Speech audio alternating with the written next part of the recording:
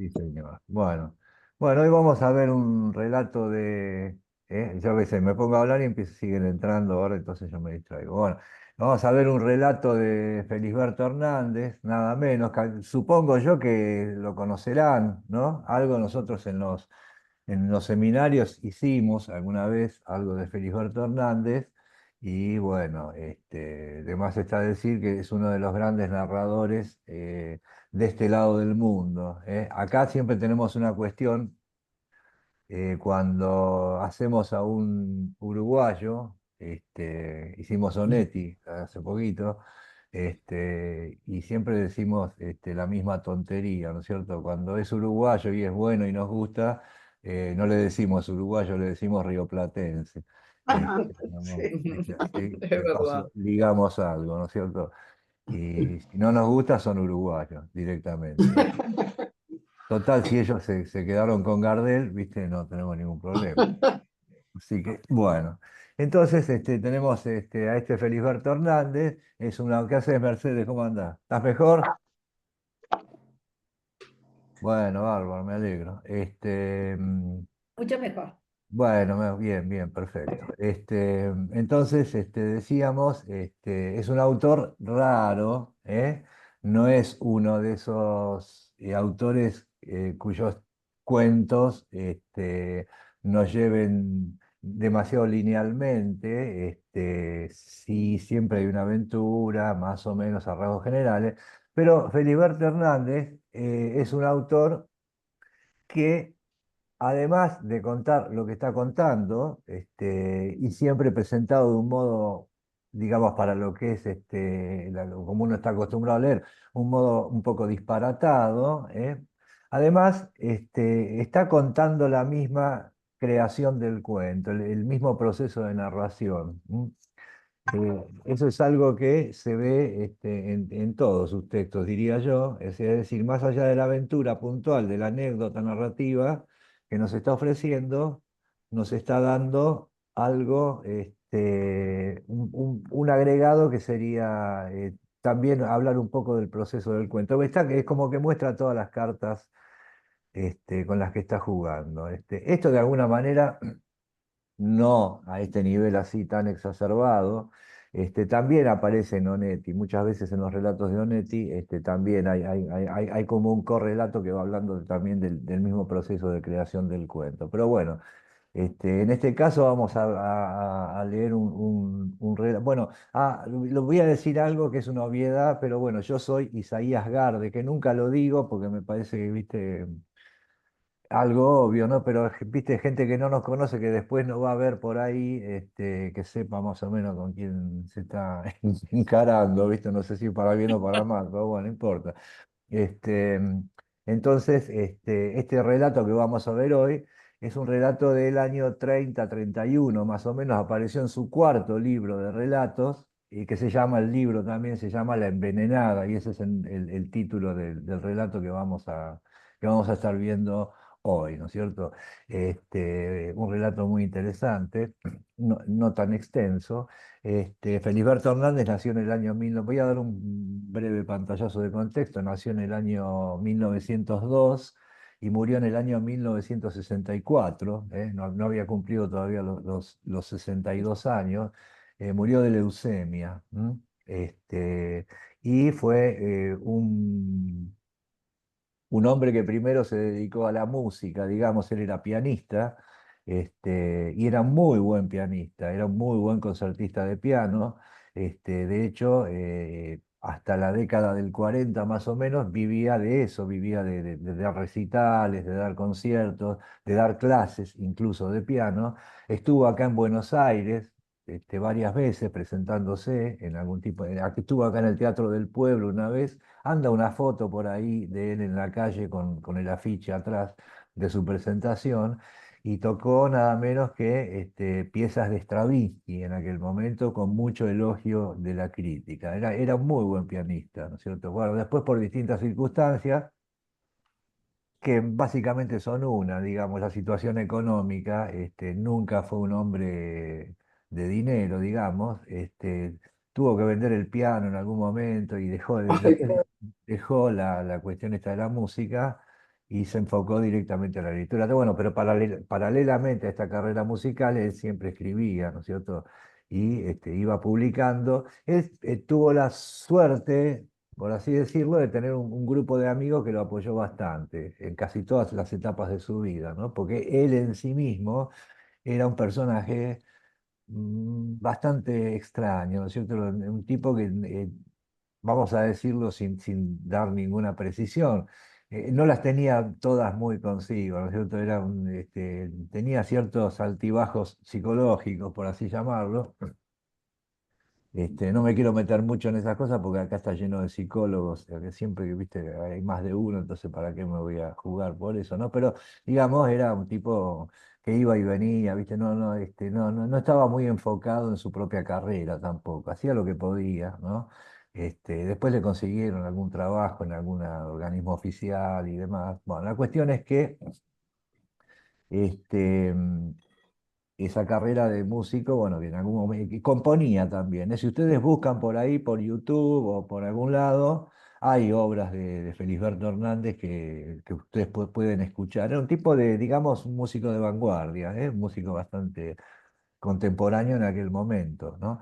Entonces, y en su narrativa también podíamos también asimilarlo con un escritor vanguardista, aunque decir vanguardista eh, eh, no, no- no expresa Circunstancial. demasiado, ¿no? Bueno, un tipo raro, digamos, que yo creo que tiene bastante influencia en algún aspecto del surrealismo, podríamos decir, aunque él no era estrictamente un surrealista, sí lo era, como en el caso de tantos otros que vimos acá, ¿no es cierto? El surrealismo impactó bastante, sí lo era en la construcción de algunas imágenes. Y yo creo que en este cuento que vamos a ver hoy hay momentos que son prácticamente como descripciones de pintura surrealista. Ya veremos, ¿no?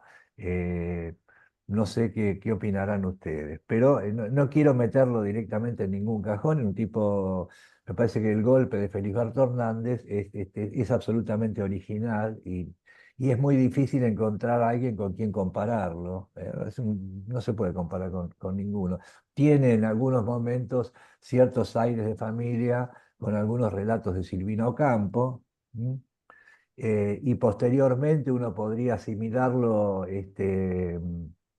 digamos, como influencia a él mismo, digamos, con escritores como Mario Lebrero, que tienen algún eco de Felisberto Hernández, uno puede encontrar, y con algunas cuestiones de César Aira también.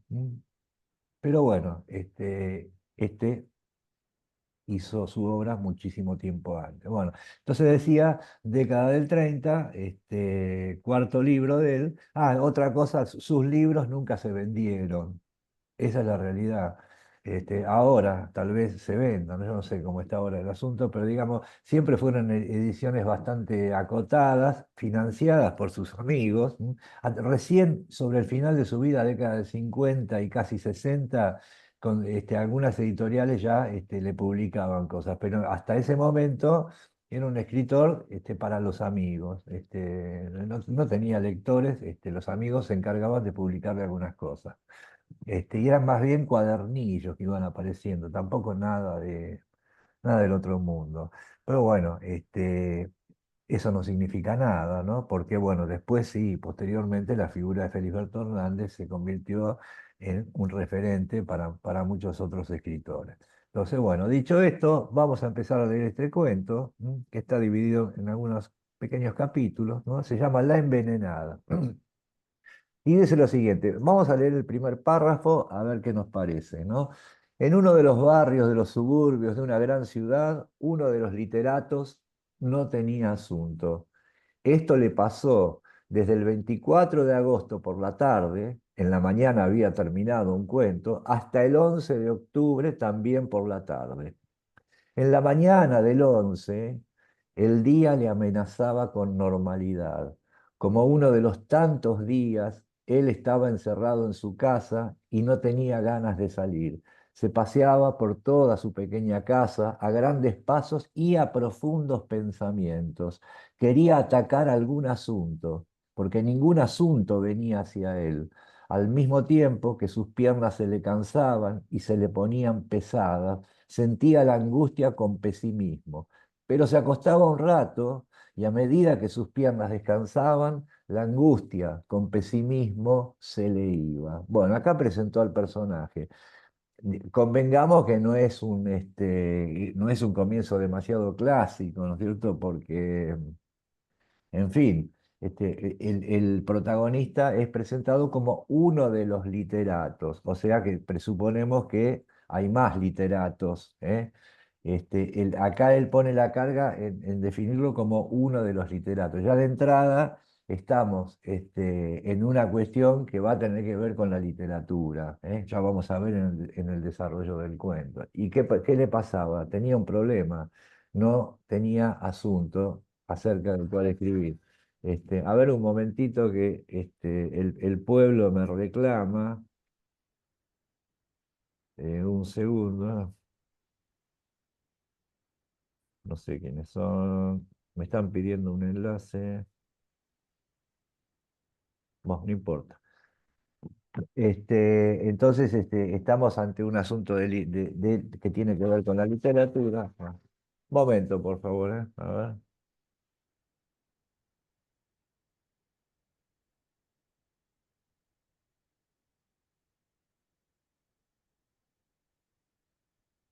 Bueno, vamos a dejarlo ahí. Este, Bueno, listo. A ver si volvemos. Ahora vamos a encauzarnos. Este, mm, Decía entonces que uno de los literatos no tenía asunto. Entonces caminaba por la casa, ¿no es cierto?, a grandes pasos y a grandes pensamientos. Es rara la manera de decirlo, ¿no? Y acá hay una cosa que hay un precisionismo en las fechas, ¿eh? Dice, desde el 11 de tal cosa, hasta, desde no sé cuándo, hasta no sé cuándo, incluso no solamente con las fechas del día, sino a esta hora de la tarde, ¿no? Hasta ahí, o sea, el tipo discierne perfectamente cuál fue el lapso en que este literato no tiene asunto. Ya estamos ante una cuestión rara. Estos primeros párrafos son donde un lector, digamos, estándar, un lector de peripecia, abandona al autor y se va a leer otra cosa, porque ya ve cómo viene la mano y dice, no, esto no es para mí. ¿M? Este, Esta es una de las maneras en que el autor va creando su propio público, ¿no es cierto? Es decir, ¿cómo creas tu propio público? Bueno, eliminando a muchos lectores, ¿no es cierto? Y confiando en que alguno va a enganchar y te va a seguir el juego, ¿no? Esto pasa siempre. Y Felisberto Hornández, en el caso de Felisberto Hornández, se da más todavía porque siempre escribió como se le antojó. El tipo nunca, ni de lejos tenía la mira puesta en el mercado editorial, ni en posibles lectores que compraran sus libros. No le importaba nada. El tipo hacía realmente lo que podía y lo que sabía, ¿no?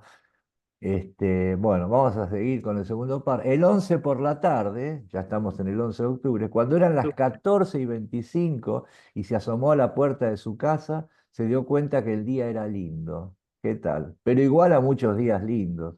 Hacía tiempo le había pasado lo mismo con unos días feos.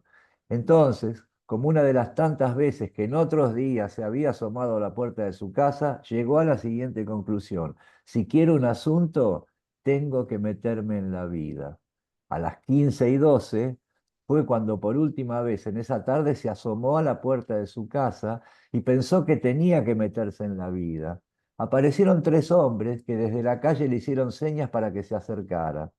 Cuando se acercó le dijeron que a pocas cuadras y al borde de un arroyo, una mujer se había envenenado. Él tenía pensado no ir a esta clase de espectáculos. Le producían una cosa. Fíjense la enunciación, ¿no es cierto? O sea, uy, si uno está acostumbrado a los grandes escritores, digamos, no es Faulkner, ¿viste? No es Sonetti, le producían una cosa. Dicho así, esto es casi como si fuera un lenguaje o una manera de pensar infantil. Así se expresaría un chico, ¿no? Bueno, sigamos. Le producían una cosa que sintetizando todo lo que hubiera podido escribir sobre esa cosa, le hubiera llamado vulgarmente miedo. Sin embargo, como además de no tener asunto, escuchen esta, había leído una poesía que le había llevado a la conclusión de que un hombre podía reaccionar y triunfar sobre sí mismo, entonces decidió aprovechar la invitación que le hicieron los tres hombres y el espectáculo de la envenenada. ¿Mm? ¿Qué les parece? O sea, ¿qué es lo que lo motiva al tipo a salir? Que había leído una poesía que decía que el hombre puede triunfar sobre sí mismo. Es un poco ridículo, digamos, es ridículo del todo el planteamiento. Eh, es este razonamiento infantil, entre comillas, porque esta construcción aparentemente inocente de Felisberto Hernández, en realidad lo que está haciendo es esconder una gran ironía, ¿no es cierto? No era ningún ingenuo. O sea, él elegía escribir de esa manera, le buscaba la vuelta para que la expresión quedara plasmada así, un poco brutalmente, pero no, esto acá esconde una gran ironía. En realidad, lo que está diciendo veladamente, bueno, viste, estos tipos se dejan influir por la literatura y demás. Bueno, a él también le pasaba, como leyó en un poema que se podía superar a sí mismo, lo adoptó, entonces eso le dio ánimo y demás, ¿no es cierto? No hay que confundirse, o sea, con el registro que elige Feliberto Hernández para que sus personajes se muevan con lo que realmente él pensaba. En todo este texto, en realidad, más allá de la anécdota que es muy interesante, lo que va a hacer es hablar de la literatura. Ya lo presentó como uno de los literatos. Y todo lo que va a hacer este literato es un intento de literaturizar todo aquello que le va a ir sucediendo, ¿no? A lo largo del cuento, digamos. Bueno, perfecto. Apenas empezaron a caminar, uno de los tres hombres le demostró una antigua y secreta admiración. Había leído muchas cosas de él. Los otros dos estaban cohibidos y la curiosidad que hacía un rato tenían por la envenenada se les había pasado para el literato. ¿Mm? Esa frase está mal escrita si uno se pusiera puntilloso. Se les había pasado para el literato. O sea, no tiene ningún refinamiento. Uno la entiende, por supuesto. Pero bueno, esto es deliberado. Esto es el registro que él elige y suena bastante contundente. O sea, no queda, o sea, digamos, queda muy nítido la situación, qué es lo que había pasado. Bueno, bárbaro, vamos. En el cerebro de los cuatro hombres había una misma idea. En tres, la curiosidad por el gesto de la cara del literato y en el literato, la preocupación de lo que haría con su cara. Yo voy parando acá porque, o sea, esto es una sucesión. Cada frase merecería no un análisis, pero sino al menos por poner un poquito de atención, ¿no es cierto? Es decir, los otros tres que lo habían leído estaban admirados, estaban cohibidos, eh, y el propio literato, los otros querían ver qué pasaba por la cara del literato. Esta superstición con respecto a los artistas y a los literatos, ¿no es cierto? Y la preocupación del literato, ¿cuál era? O del artista en este caso, y la preocupación de cualquier literato y cualquier artista, a ver cómo componía una cara de literato que estuviera a la altura de las circunstancias, ¿no es cierto? Acá hay un juego de mucha ironía, ¿no es cierto? Es todo una especie de chiste, ¿no es cierto? Muy bien contado, por otra parte. Bueno, vamos. Si se abandonaba la espontaneidad, tal vez pusiera una cara inexpresiva e idiota. Y además no podría abandonarse a su espontaneidad porque sabía que lo observaban. Tal vez no podría ser espontáneo ni consigo mismo, porque aunque no hubiera nadie, él mismo sería su observador. Tendría la tensión de espíritu del analítico y por más fuerte que fuera el espectáculo, su espíritu oscilaría entre la impresión que le produciría y la impresión que él quería tomar de sí mismo. Entonces se encontró con que no podía ni sabía sorprenderse y entonces tenía que inventar un gesto interesante. Ni aun esto podía pensar tranquilamente porque sus compañeros le iban dando los datos que conocían de la envenenada y él tenía que escucharlos y comentarlos. Entonces acá aparece esto de las dos historias que hay en este relato. La historia de la envenenada, a donde iban ahora, y la historia de cómo se va construyendo el relato y cuáles son todas las relaciones las reacciones del literato, no solo ante lo que va a ver de la envenenada, sino en relación con estos espectadores, que son estos tres tipos que lo llamaron y lo invitaron a ir. Entonces, él está permanentemente tratando de acomodarse en esa circunstancia a su condición de literato. Él sabía que tenía que poner una cara, poner un gesto, y le costaba encontrar el asunto, ¿no? Bueno, vamos. Para esto inventó un gesto y un comentario que le sirvió para abandonarse a pensar en todo lo que se le antojaba, para dejar sus pensamientos libres, cual una cosa libre. Puso su cara hacia el frente, pero no para mirar lo que tenía delante, sino hacia lo que los literatos habían definido como lo infinito, lo desconocido, etcétera. Este, ¿Se dan cuenta, no? O sea, hacia lo que otros literatos habían definido como eso. Él estaba ahora disfrazándose, tomando un gesto de literato, ¿no? De persona que está en otra cosa, hacia lo que otros literatos habían dicho que era el infinito y demás. Perfecto. El comentario fue el silencio. Muchas veces le había servido para muchas cosas y ahora le permitía dejar el pensamiento libre cual una cosa libre. Entonces, mirar para adelante y quedarse callado la boca. Ese silencio, antes en otras circunstancias, ya le había resultado productivo. Y no es un mal consejo, por otra parte. Seamos o no literatos, ¿no es cierto? Quédate en el molde, quédate callado, entonces la gente seguramente va a poner en vos muchas más cosas de las que vos pondrías, ¿viste? El silencio es, paga por ahí, ¿no es cierto? Esto todo un chiste, ¿no? El admirador del literato le contaba a una vulgar historia de amantes, acá la historia de la envenenada, ¿no? Esa mañana, cuando la historia tuvo su desenlace, ella había envuelto en un papel un vaso con cianuro y había puesto en la cartera un gran revólver. Cuando se puso el gorro de fieltro y salió de su casa, la gente habría creído que iba a un lugar lejos de aquellos alrededores. Aquí los pensamientos del literato se prendieron hambrientos de este detalle y ya le pareció que hacía un cuento y que decía que ella había ido más lejos de lo que la imaginación de la gente suponía. Había ido donde los literatos habían definido como lo infinito, lo desconocido. De pronto los pensamientos se le detuvieron y se fijó que los dos hombres que callaban habían quedado algunos pasos hacia atrás y ahora conversaban. Entonces sus pensamientos le volvieron a atacar y se imaginó que al ellos caminar de dos en dos llevaban un ataúd. También se dio cuenta, analizando su propio yo, que este último pensamiento decoraba muy bien el espectáculo que dentro de poco veían. Entonces, estamos avanzando hacia la envenenada esta y el tipo ya está empezando a construir el cuento. Ya le pareció que tenía una punta para encontrar el cuento. Se imaginó, según lo que le contaban los otros, que esta mujer había salido a la mañana rumbo a ese infinito. Ven que no se olvida de los términos que va poniendo, no los dice casualmente, vuelven a aparecer. Y a él se le ocurre que el tipo había ido, la mujer había ido un poco más lejos incluso. Bueno, bárbaro, vamos. Ah, vamos a admitir a alguien más. Acá estamos. Bueno, esa es la primera parte. Ahora vendría el segundo capítulo, ¿no es cierto? Los cuatro hombres iban por la orilla, por una orilla del arroyo, pero la envenenada estaba del otro lado. Entonces el literato pensó, ella está del otro lado del arroyo y de la vida.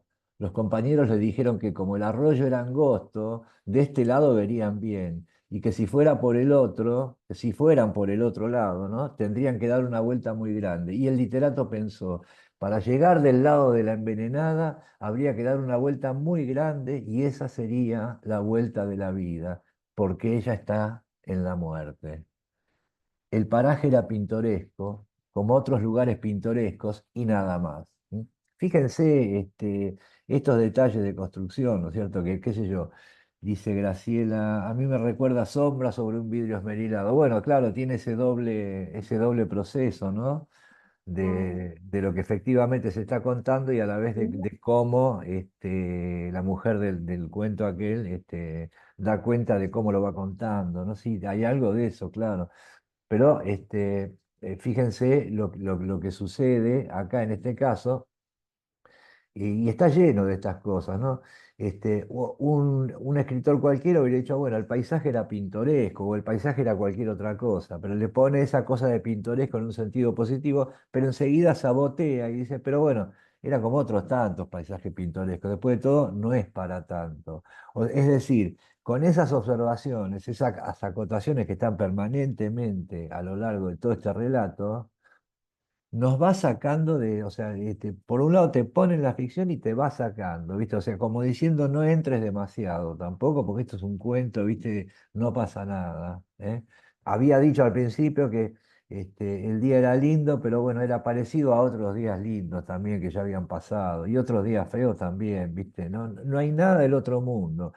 Te mete la imagen y después le quita todo énfasis con esos comentarios. Eso es una cuestión de registro, ¿no? Y de estilo de Felisberto Hernández, porque también aparece en otros, ¿no? Bueno, a 2 cuadras del suceso, los 4 hombres vieron entre los árboles un grupo de personas y el literato preparó la cara. Acá está.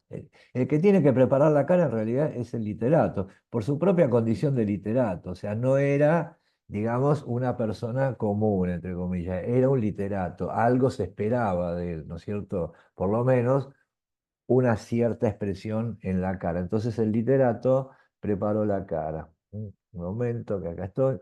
Frunció el entrecejo y nada más. Pensaba que con eso bastaba para ver y pensar tranquilo. Y entonces este último pensamiento le dio a su cara un baño fijador. A medida que se acercaba, su espíritu oscilaba entre conservar su yo y abandonarse a la curiosidad. Parecía un elástico que se estirara y se encogiera, pero el baño fijador que había dado a su cara le fue eficaz. Cuando estuvieron frente al lugar de la envenenada, él conservaba entera su cara. Pasado el segundo de indefinida sensación, se apresuró a decirse a sí mismo, es una mujer envenenada y nada más. Y tuvo el valor de empezar a observarla y a pensar, sin hacer caso, de una especie de pelotón nebuloso y oscuro que desde el primer momento se le había formado en donde los otros literatos llamaban el espíritu. Pero a medida que observaba y pensaba, de la envenenada salía algo que le agrandaba el indefinido pelotón. Fíjese, está permanentemente el tipo remitiendo a lo que otros literatos habían dicho. O sea, este, el lugar en donde los otros literatos habían dicho que quedaba el espíritu. O sea, él mismo no da nada por sentado, pero está cumpliendo con su asunto de ser un literato también, ¿no es cierto? Entonces, los otros literatos habían dicho que había estado el espíritu y bueno, estaría ahí, ¿no es cierto? Por lo menos en ese lugar a él se le iba formando esta especie de nudo de angustia, ¿no? Que ya habíamos dicho que era miedo también, lo había dicho él mismo al principio. Bien, y acá lo que va a venir ahora es algo de lo que yo le decía, todo este pasaje que viene es casi como la descripción de un cuadro, ¿no es cierto? Lo que es un recurso, digamos, retórico que se llama, podríamos llamarlo éfrasis, aunque no sé si es exactamente una éfrasis, pero bueno, tiene bastante que ver, ¿no? Va a haber una minuciosa descripción del cuadro y veremos, a ver cómo lo asimilamos esto, ¿no? Y dice lo siguiente. El espectáculo era demasiado fuerte para el literato. En el cuerpo de la envenenada había cosas extrañas, contradictorias y también irónicas. Los pies estaban cruzados y había en ellos la tranquilidad de la persona que se ha acostado a dormir la siesta, y el cuerpo disfruta de la frescura del césped y de la placidez del sueño. Pero sin embargo, el cuerpo de la envenenada estaba arqueado, tenía por puntos de apoyo un talón y los hombros, y todo el busto demasiado echado hacia adelante. La cabeza estaba doblada y su posición hacía pensar en lo mismo de los pies, pero la cara estaba muy descompuesta y los músculos en tensión. Un brazo lo tenía para arriba, rodeaba la cabeza como un marco, y la posición era tan tranquila como la cabeza y los pies, pero el puño estaba muy apretado. lo más terrible, la protesta más desesperante que había en la envenenada estaba en el otro brazo, en el que no le servía de marco a la cabeza. Estaba muy separado del cuerpo y desde el codo hasta el puño había quedado parado como un pararrayo. El puño no estaba cerrado del todo y de entre los dedos que estaban crispados y juntos salía un pañuelito que flameaba con la brisa.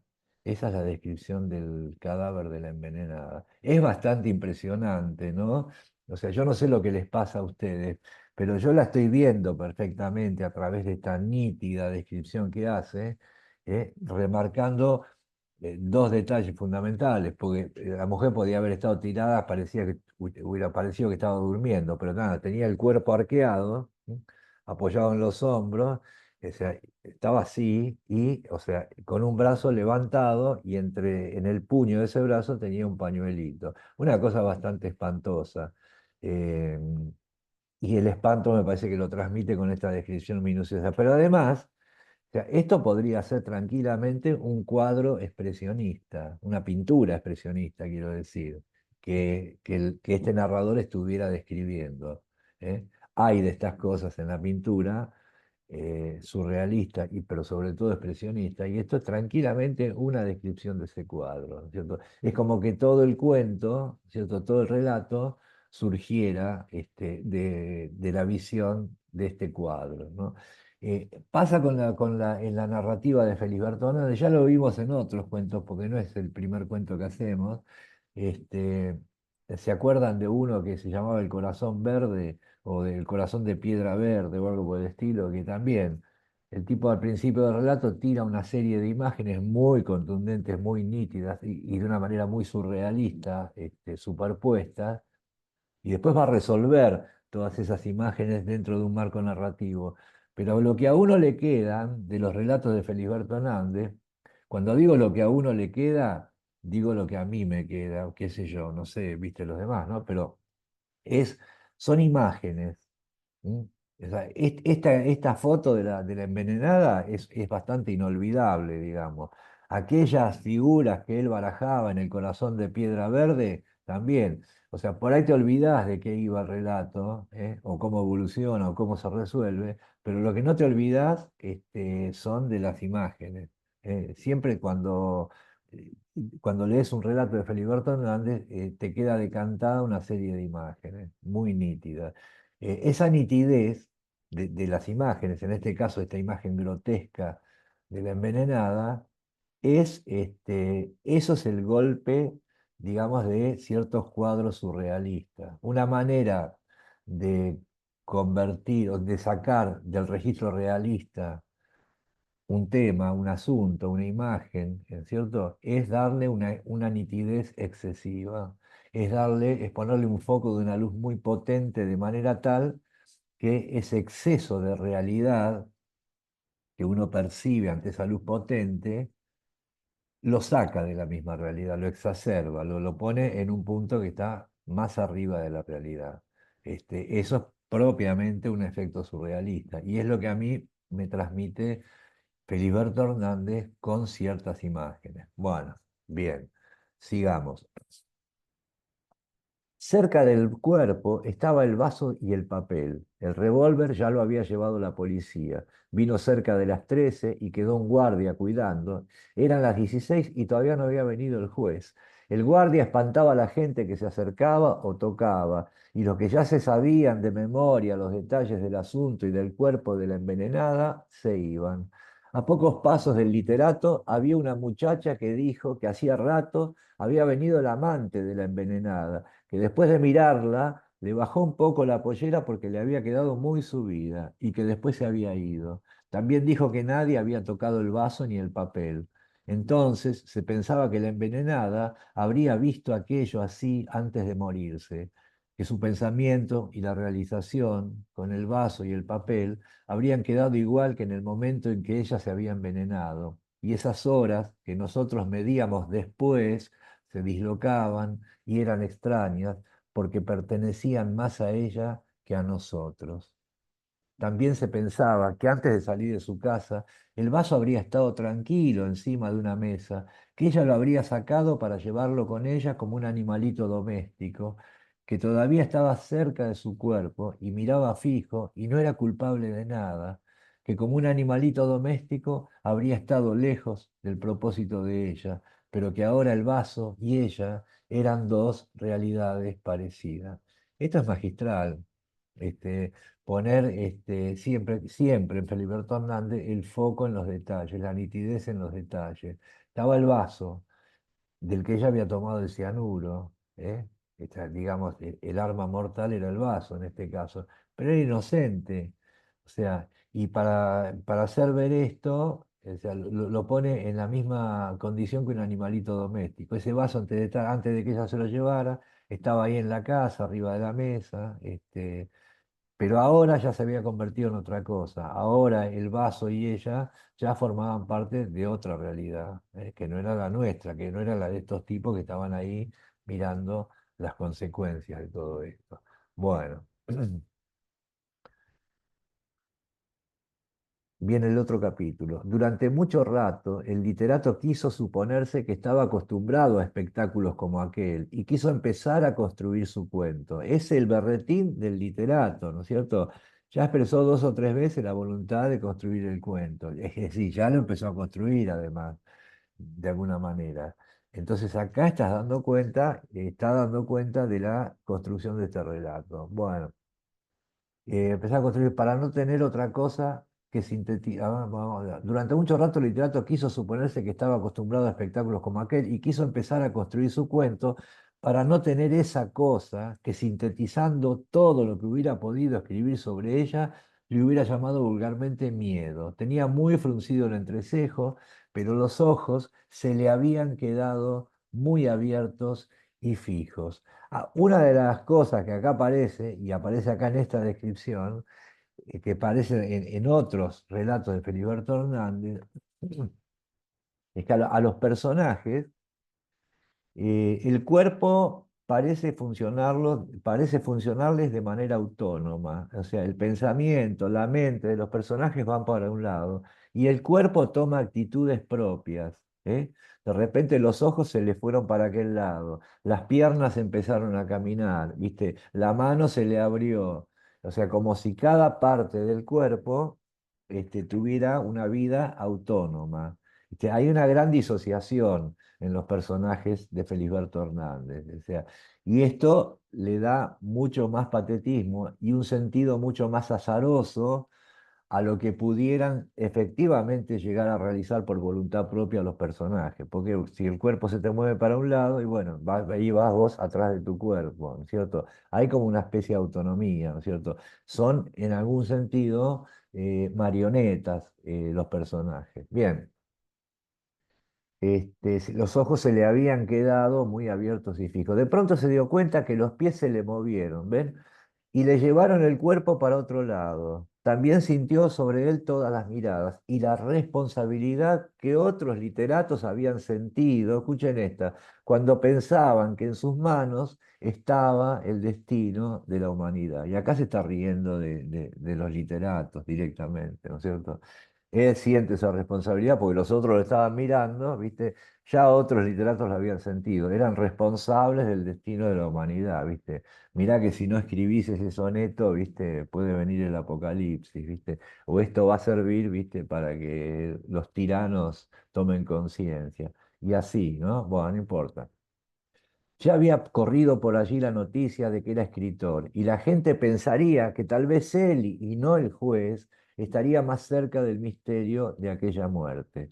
Cuando percibió el desenfado con que la gente andaba alrededor de la envenenada y recordó sus momentos de esa cosa, miedo, se encontró con que él había tenido una gran altura moral por el respeto y la cosa, miedo, que había sentido, y dio un suspiro de satisfacción. Cuando los compañeros lo vieron mover, les pareció que era algo así como una gran máquina moderna del pensamiento. Esto es extraordinario, esto es extraordinario. De repente sale con esto. A los otros les pareció que el tipo era una gran máquina moderna del pensamiento. ¿Qué significa eso? Nada, la carga está en máquina y en moderna, ¿sí? Pero del pensamiento.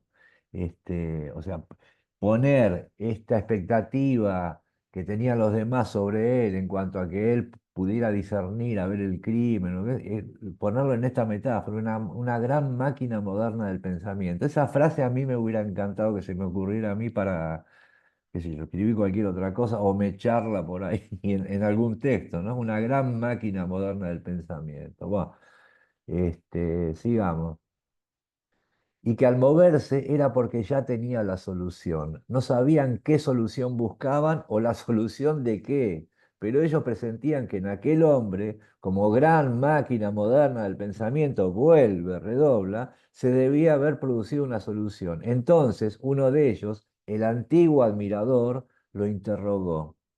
Él tuvo el inesperado dominio de sí mismo, la gran serenidad de no responder pero de responder no contestando con palabras, sino haciendo una seña con la mano para que esperasen. Al literato le parecía que alguien recitaba, y mientras tanto, y antes de que se terminara el poema, él tenía que preparar el juicio o el elogio. Aquí el poema terminaría cuando viniese el juez y se llevasen a la envenenada. Pero el literato tuvo pronto el juicio, el elogio o la solución, antes que viniera el juez. Seguiría con el silencio. Esta nueva solución, que era igual a la de antes de ver a la envenenada, le había surgido al recordar cómo otros literatos habían triunfado con el sencillo procedimiento de insistir. Él insistiría en su silencio. Tal vez, cuando los compañeros le acompañaran hasta su casa, él no les diría ni buenas tardes.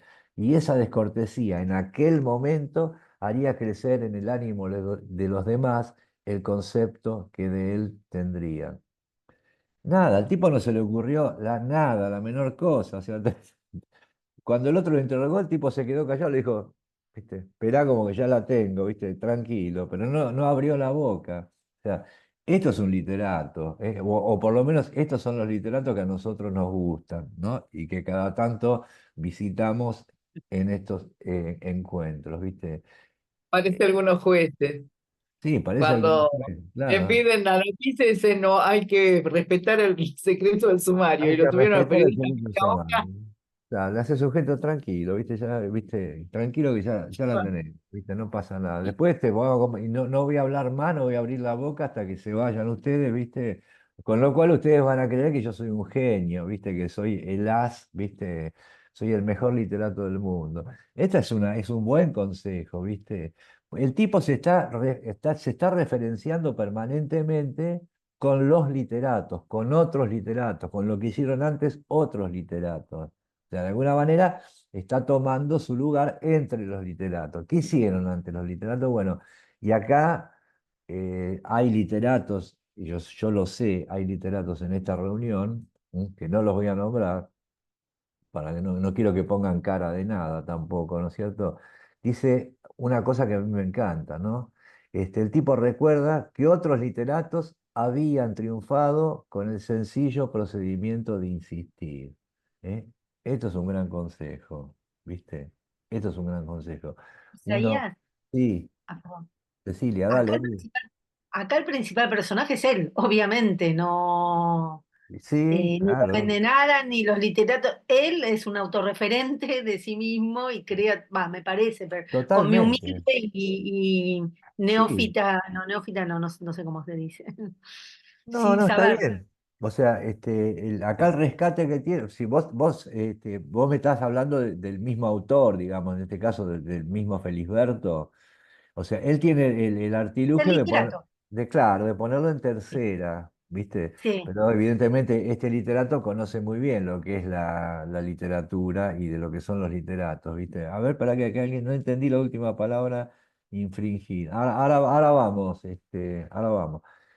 Pero sí, claro, o sea, y acá el personaje es él, o sea, el protagonista es él y la composición del cuento que salió a buscar, en definitiva, ¿viste? Porque el tipo fue a buscar un cuento, un asunto, ¿viste? Para escribir. Y Y es el eso. espejo de cómo cree que lo ven también. Y el Bueno, espejo de cómo él se exactamente, cree ser ¿viste? visto, ¿no? Y se hace cargo de la mirada de los otros, Sí.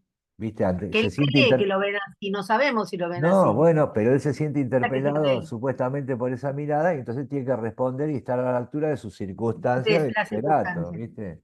El literato es una gran palabra, acá está puesta, aparece 10.000 veces y está usado muy irónicamente, yo diría hasta sarcásticamente, ¿viste? Se está riendo de los literatos, en definitiva, y del mismo también, ¿no?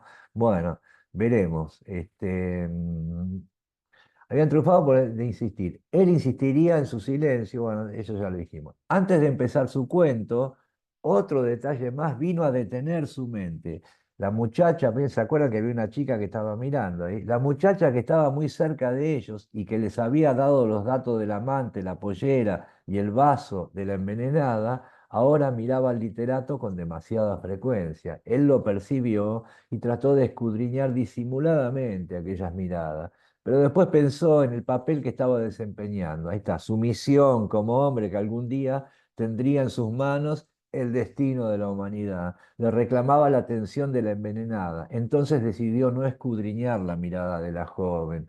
Pero aunque no la miró, se sintió preocupado un buen rato antes de empezar a construir su cuento. ¿M? O sea, acá hay otro componente más, ¿viste? No solo que lo miraban estos tres tipos lo admiraban, sino que ya había una chica que lo miraba también. Entonces la cosa, de alguna manera, se está complicando. ¿M? Perfecto.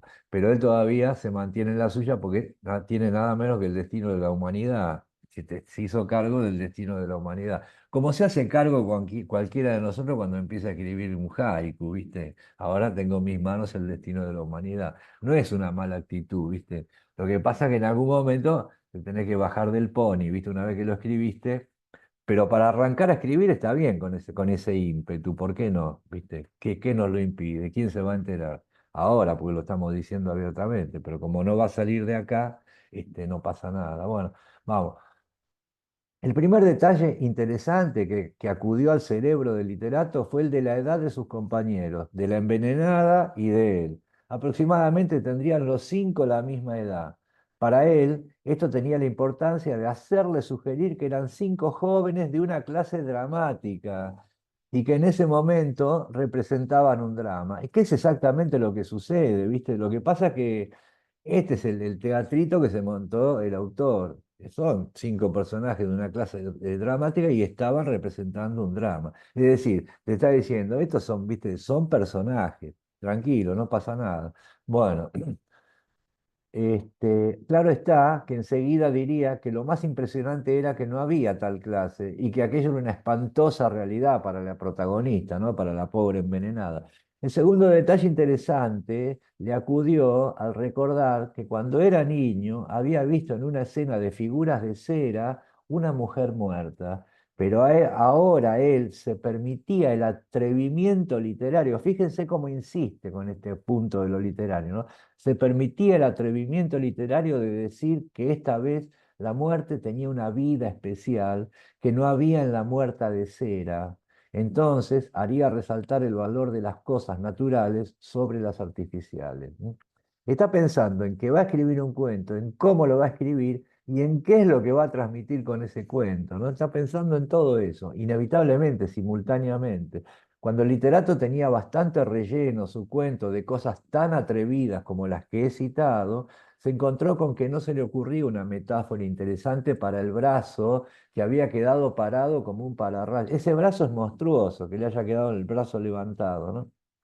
Pero cuando vino una brisa que hizo flamear el pañuelito que salía de los dedos crispados y juntos de la envenenada, se le ocurrió pensar que el brazo era un asta y el pañuelito la bandera de la muerte.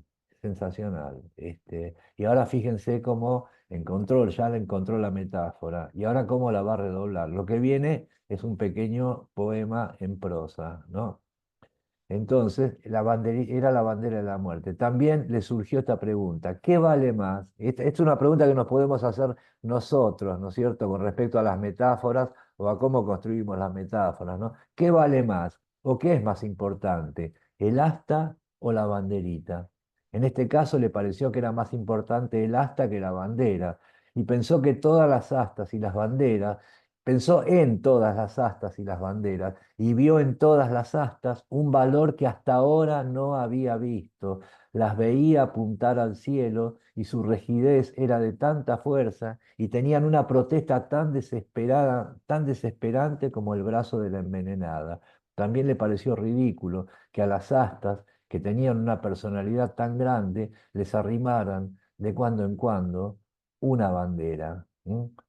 Acá está diciendo algo, ¿eh? Ojo, esto es extraordinario, ¿no es cierto? Y fíjense el proceso, ¿no? Del, digamos, del artista o del creador. No se le ocurría ninguna, le faltaba una metáfora. De repente se le ocurrió la metáfora del asta. Y al ocurrírsele esa metáfora afortunada, en este caso, eso le modifica también para atrás la cuestión, porque entonces pensó en todas las astas que había visto, y eso lo reforzó en la correcta elección de la metáfora. Es decir, ¿cómo no se me había ocurrido antes? Eso le cambió la visión hacia atrás en muchas cuestiones. Y eso pues, suele pasar, ¿no es cierto? Bien, entonces, de pronto, el literato se sintió muy horrorizado. No hubiera podido precisar si tal horror se lo producía la envenenada o sus pensamientos. Entonces decidió irse sin esperar a que viniera el juez. Pero cuando ya iba a marcharse, su cuento tomó un aspecto mucho más agradable. Fíjense, ¿no? Su cuento, el del literato. Pero es el cuento este que estamos leyendo. O sea, está contando el cuento que estamos leyendo. Está hablando del cuento que estamos leyendo. Se iba a ir el tipo, pero ahí apareció un giro.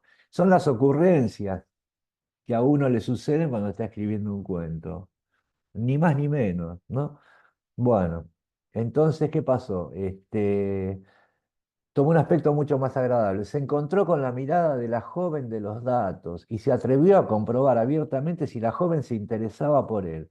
Al mismo tiempo pensaba en la originalidad y en el atrevimiento de su cuento, si resultaba que al ir a ver a una joven muerta se había enamorado de una viva. Sí, señor.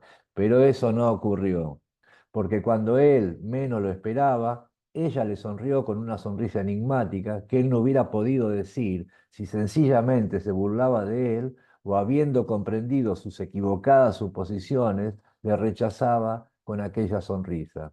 Después, él tampoco se dio cuenta, y acá otra vez, que los pies lo llevaron a su casa, que sus amigos no lo acompañaron y que el cuento le quedó truncado. Si esto termina acá, está perfecto, ¿eh?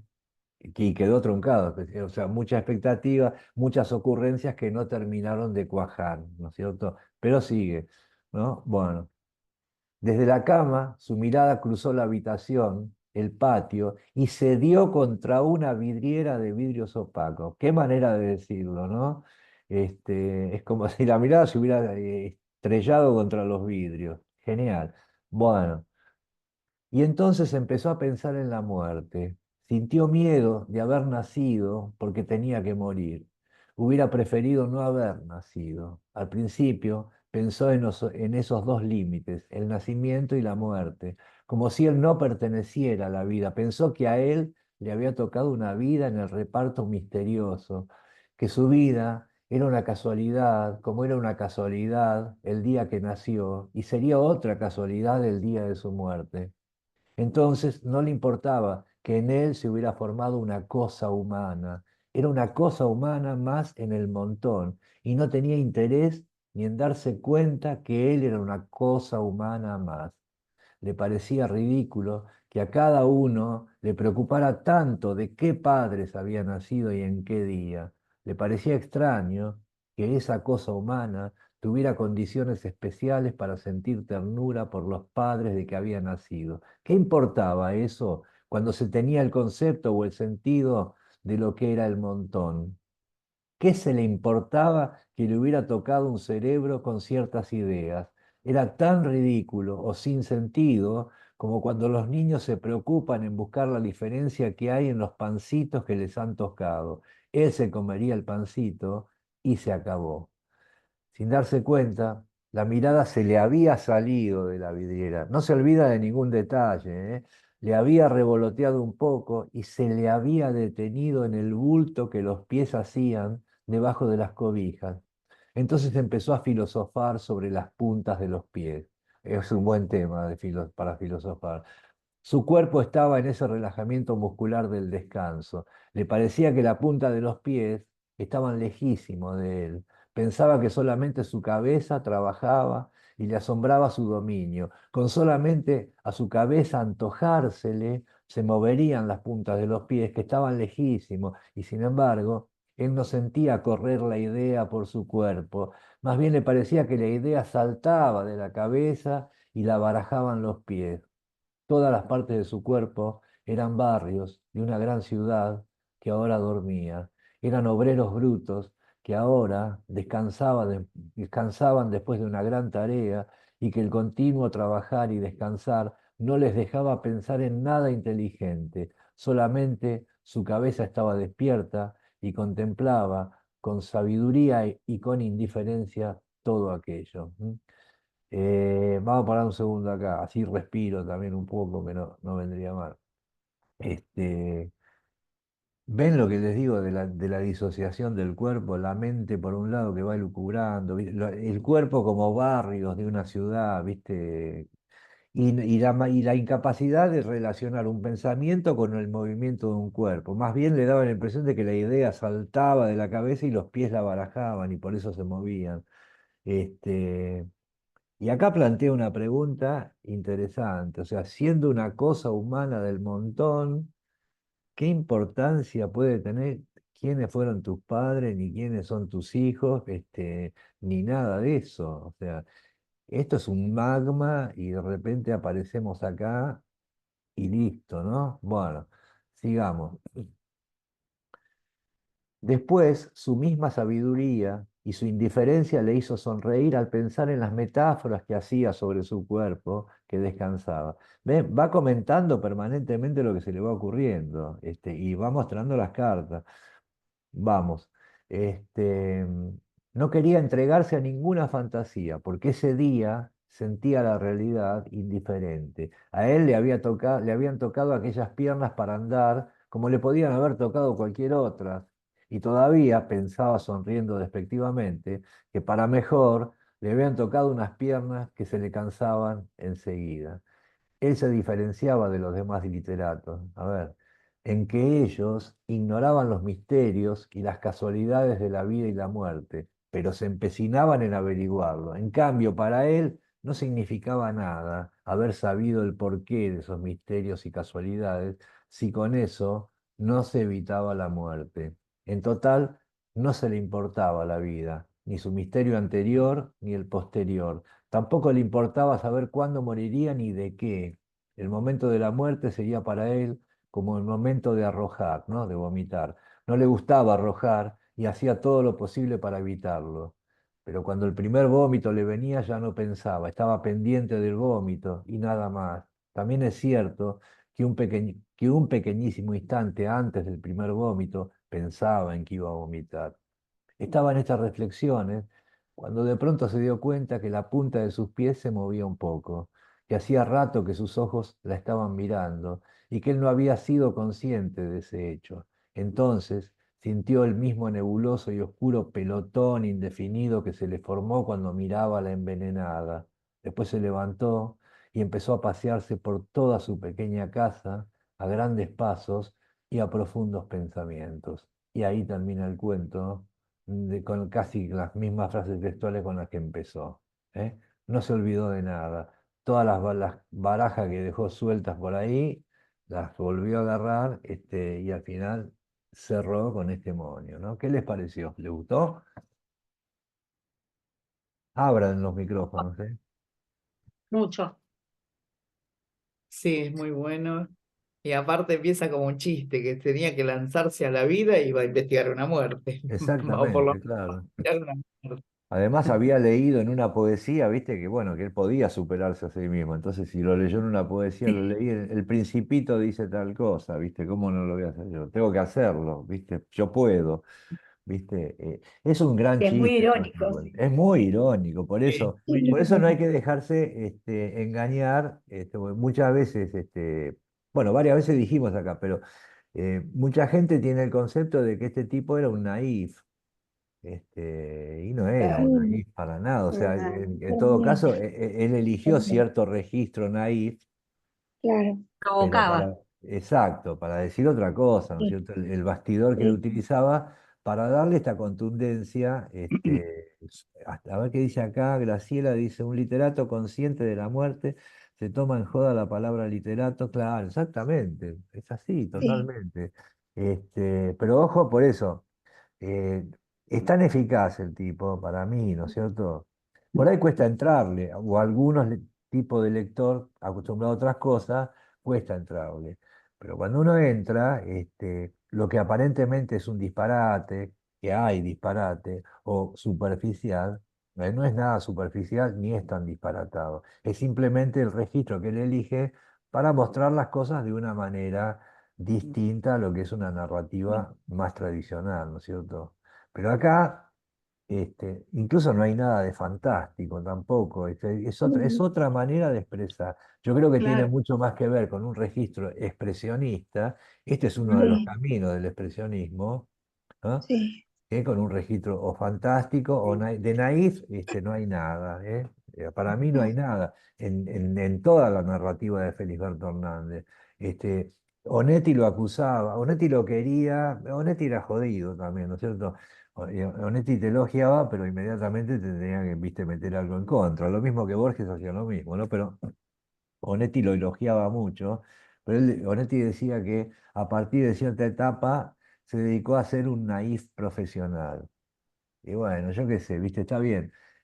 Si una cosa es ser un naif y otra cosa es ser un naif profesional. O sea, yo prefiero ser un naif profesional en todo caso y no un naif sin darme cuenta de que lo soy. ¿No es cierto? O sea, prefiero en todo caso tener la capacidad de utilizar un registro naif para decir algo interesante.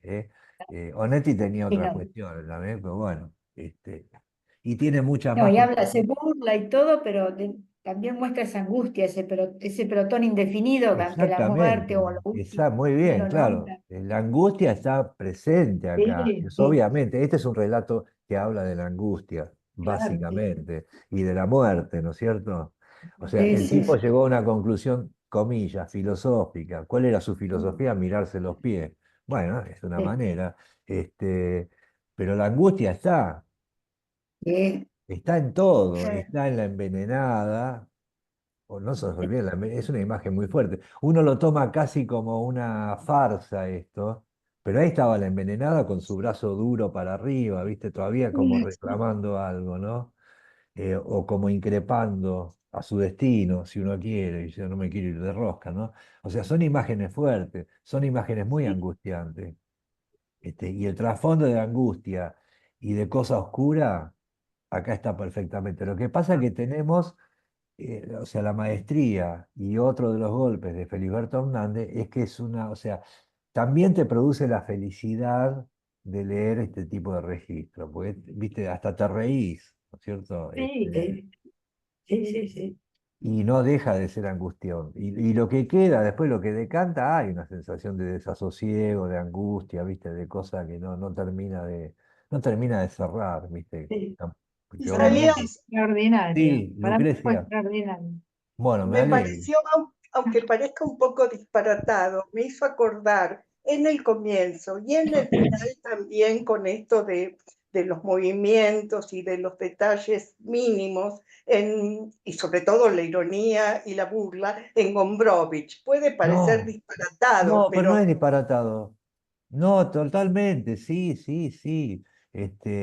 No sé a cuál te referís, sobre todo y Ferlidurki. Perdidurque, Claro, Ferlidurki, básicamente. que tiene pasajes que son así. O sea, lo que pasa es que Gombrowicz es como más cínico, ¿viste? Mm, O sea, el registro del disparate. ¿A qué le llamamos disparate en definitiva? A tomar situaciones e imágenes inusuales pero que una vez que cumplieron su efecto no son tan inusuales porque son metáforas de otra cosa, ¿viste? Eso en Fedidur que está y en otros textos de Gombrowicz. Sí, sí, sí, claro. Este, pero bueno, y acá está el tema este que dijo Mercedes recién, de que todo digamos, especie de disparate, con nitidez surrealista y con expresividad así expresionista, en definitiva, es un escenario ¿para qué? Para la angustia, ¿viste? Para Claro. esta desazón que queda así como sedimento, ¿no? Y de paso, hacer ver que el tema de los literatos, ¿viste? Y tampoco soluciona nada, ¿viste? O sea, ese hecho de poner al literato como el tipo que va a salvar al mundo, o como que el literato se siente que tiene el destino de la humanidad en sus manos, como tantos literatos que conocemos, es decir, todos, en algún momento. Pero está bien eso, está bien como impulso, digamos, pero en algún momento hay que bajarse del carro ese. Dice Claudia, dice, los disparates y las obviedades los llevan a una profunda reflexión filosófica. Sí, Claro, absolutamente, Es- claro que sí. sí. Sí, estoy de acuerdo.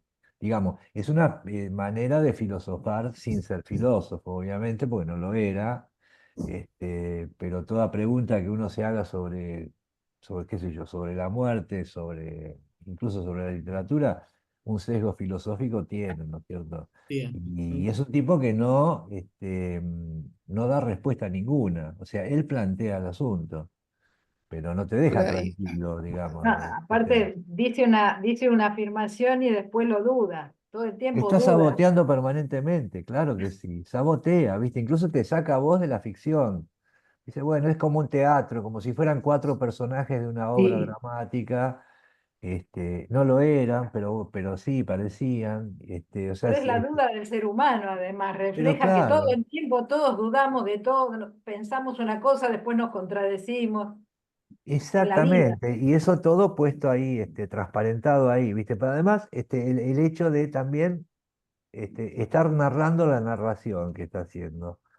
Este, y en algún momento, cuando parece que el cuento está cerrado y que va a haber un giro, porque va a haber una historia de amor, ahí, ¿viste?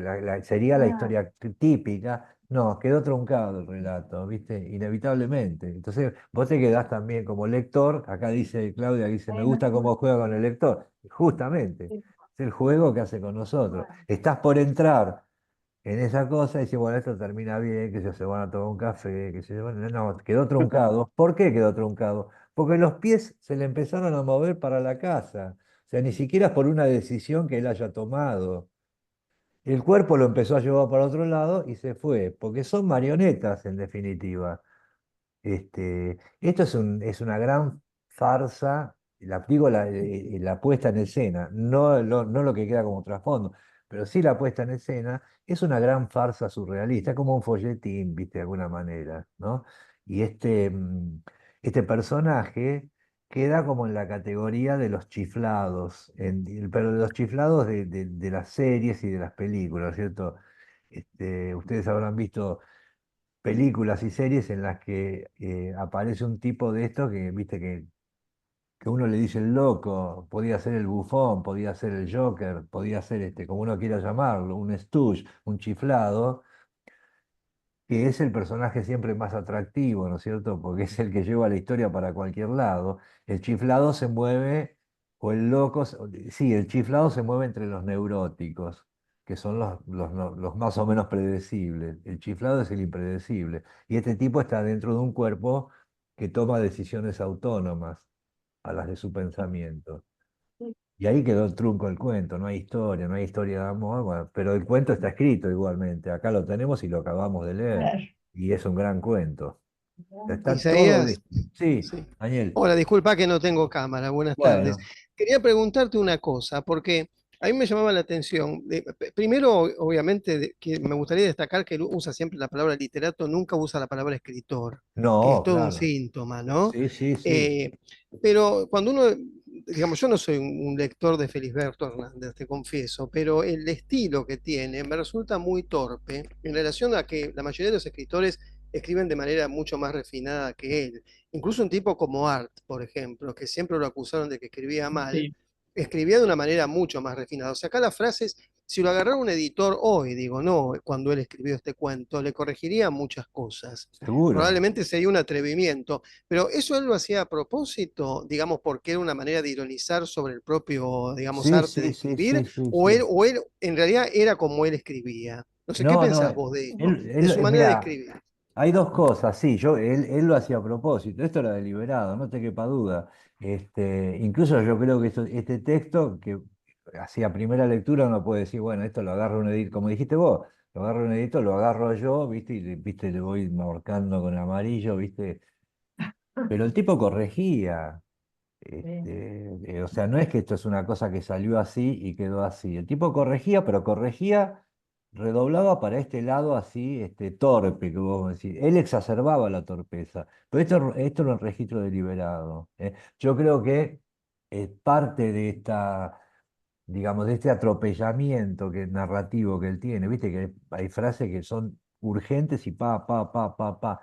En parte era una cosa con natural de él, porque ya te digo, insisto con esto, era un hombre que, digamos, no era un personaje, no era un personaje estándar. Tenía algún firulo en la cabeza. ¿Qué le vamos a hacer? Era así, ¿viste? Eso yo calculo que tiene que ver un poco con su enunciación, pero a la vez era un tipo que había leído muchísimo, no era un improvisado, era un tipo bastante cultivado, y yo creo que esto es un registro absolutamente deliberado. Vos decís, se lo corregiría. Por el caso de Ar, eran otras las cosas que se le corregirían a Ar que a Felisberto Hernández. Porque en Art lo que hay es hasta directamente palabras que él no entendía muy bien, pero las ponía igual, ¿viste? Hay errores gramaticales groseros, ¿viste? Del sintaxis, bueno, en fin, no importa. Lucrecia, ahora vamos, Lucrecia, con vos. Sí, Pero yo sí. creo que en el caso de Felisberto Hernández esto es mucho más deliberado que en Art. Es eso, me parece. Lucrecia, a ver. Gracias. No, que pensaba que coincido con que me parece que es absolutamente deliberado, pero de cualquier manera, si no estoy muy confundida, él mantiene un mismo estilo parecido en otras cosas que escribe. Yo creo que esto me parece que tiene que ver con que él asume en su vida, asumió este personaje. Él era, como vos decías, un tipo muy especial. O sea que creo que esta cosa que aparece como postura literaria era una postura frente a la vida que él Sí, tenía, porque él hacía ese juego, ¿no? sí, Era sí, ese sí, sí. personaje raro, que no hablaba del todo bien, que salía de Exacto. los cánones y que se burlaba de los cánones, No, ¿no? totalmente, sí, pero o sea, no, o sea, no era del todo inconsciente. Esto era, el tipo era consciente y, insisto, ¿viste? Había una deliberación. El tipo si corregía, corregía para ese lado, ¿viste? No Claro. para que la cosa quedara mejor. Era un tipo, y sí, tenía problemas, digamos, ¿viste? Era un tipo complicado, ¿viste? Tuvo grandes depresiones, ¿viste? Había épocas enteras en las que deambulaba por los bares de Montevideo y no le daba pelota a nadie, no hablaba con nadie, ¿viste? Iba con los papeles, se sentaba, ¿viste? Bueno, tipo de cosas, ¿viste? Tampoco nos resulta tan extraño. A esta altura hemos visto tantos de estos monstruos, ¿viste? Que ya estamos más o menos acostumbrados, ¿viste? No nos vamos a asustar de eso. Pero sí, ¿viste? El caso de Ar es otra cosa, porque en Ar había una intención de escribir bien, digamos, pero no le daba la educación que tenía. Y de todas maneras era un genio el tipo, no le quita nada.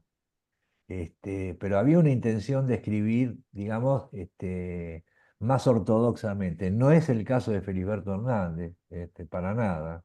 Él estaba bien, en este registro estaba cómodo. Si leen otras cosas van a ver que esto es una, como dijo Lucrecia, es una constante este lenguaje.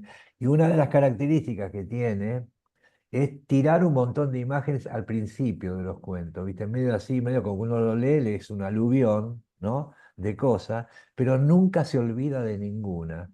¿Eh? A la larga en el cuento van a volver a aparecer y las va a terminar de amalgamar. Eso pasa siempre. Yo les aconsejo que lean El corazón de piedra verde, creo que se llama el cuento, y ahí lo tienen claro. En el primer párrafo tira una cosa, dos, tres, cuatro, cinco, 10 imágenes, y después, como quien no quiere la cosa, van a tener su razón de ser esas imágenes. No es que las tiró porque se les ocurrió, porque se le ocurrió. ¿No? Acá pasa un poco también, ¿no? Y este cuadro de la envenenada, ese fragmento del texto donde describe el cadáver, la posición del cadáver, eso es maravilloso, ¿eh?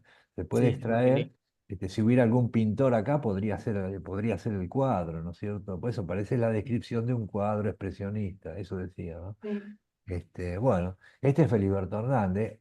Hay que leerlo también dosificadamente, porque viste, no te podés tragar un libro entero de Feliberto Hernández porque quedás, Bueno, viste. Claro, viste, con cuidado, pero viste, cada tanto leerse alguna cosita, no está mal, no está mal. Bueno, y si quieren y tienen curiosidad, busquen algunas composiciones musicales de Felisberto Hernández por ahí, viste que hay un montón. Esto es muy interesante, muy interesante. Bueno, si les gustó, me alegro muchísimo. Y si no les gustó, bueno, no, tampoco es para nada. Sí, estuvo bueno. Nos No gustó, es nos obligatorio que nos guste Gustó, tampoco, gustó. ¿no? Y se me tengo que ir, dice Cecilia, gracias. Bueno, nos vemos, Cecilia, en la próxima. Dale. Muchas gracias, me encantó, Buenas perdón. tardes. Bueno, gracias. Gracias. Nos vemos. Buenas Así tardes. que Chao. bueno, Nos vemos en ya la les voy a avisar próxima. cómo seguimos. Les agradezco y nos estamos viendo. Gracias. Chao, Cecilia, Gracias. gracias. Muchas Bienvenidos gracias. los nuevos, Hasta luego. Chao, chao. Gracias, Chao, gracias. gracias. Chao.